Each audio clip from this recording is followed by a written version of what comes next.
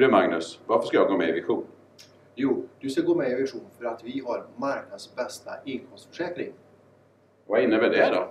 Jo, det innebär att om du skulle bli arbetslös så får du 80% utav din lön i ersättning. Och även om du skulle säga upp dig så kan du få 80% av din lön.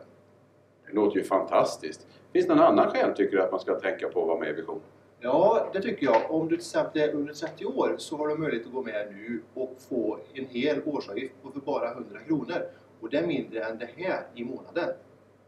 Ja, det låter ju fantastiskt bra. Du, jag såg någonting inom broschyren om bolån. Vad är det för någonting?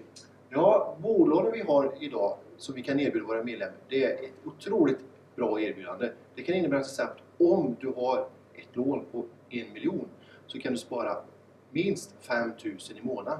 Och då kan du räkna ut själv hur mycket det skulle bli om du har 2 miljoner eller 500 000. Det är ett fantastiskt erbjudande vi har nu. Det innebär att man kan ju gå plus med att vara med i Vision. Ja, skulle man vara under 30, ha ett lån på 1 miljon.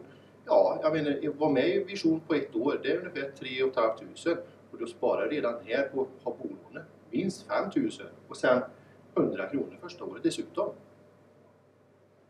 Det är helt fantastiskt, det kan inte bli bättre. Och då funderar jag på, vad är det att tveka på?